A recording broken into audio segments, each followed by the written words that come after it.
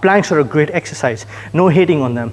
But if you've been doing it consistently for a long period of time, I think it's time to change it up and train more athletically. Here are 5 plank variations that you can do to enhance your athleticism. So, almost 3 out of the 5 ones that I'm talking about will be done on a stability ball. The first one is your forearms on the ball. It's called an around the world. You have to hold that plank position and make sure you stir it in clockwise and counterclockwise. This adds a component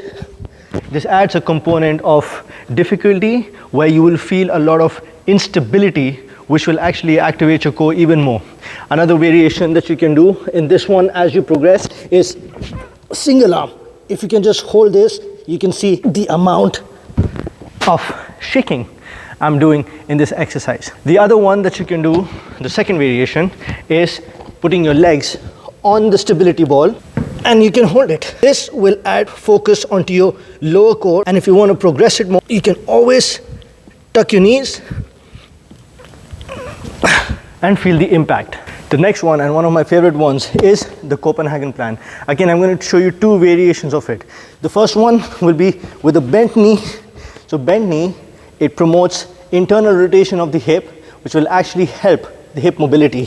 So elbows down, you can get the leg forward. Make sure your hip does not sink low. It stays in line with your knee and you can hold it for time. Another variation of this one is your straight leg.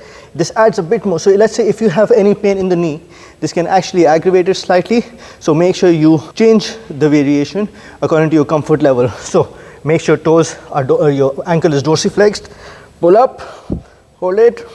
You're going to feel a lot of your core activate on one side. You can keep your leg forward, make sure it doesn't sink. So those are your 3. Let's go to number 4. The next one can be done with a medicine ball. So to make any movement difficult, unstable surfaces are good because that's where your trunk can be challenged when you're in a field of sport. So you can put your one hand on the medicine ball. It's technically a 3-point contact, and then you can hold. You can see. And if I try it on the left side, it's much more stable. In a field of sport, because you have multiple dynamic positions to hold, you need to make sure that you train your core accordingly. The last and not the least. Let's go. The last one is very similar to the one we did with the med ball. Again, in this one, you have somewhat resistance with you. So you can get on your palm of your one hand, kettlebell or a dumbbell on the other arm. Make sure you're nice and stable and you hold it in a row. So this not only works on your core, but it also works on the isometric hold and works on your back as well. If I show it to you from another angle, on my left,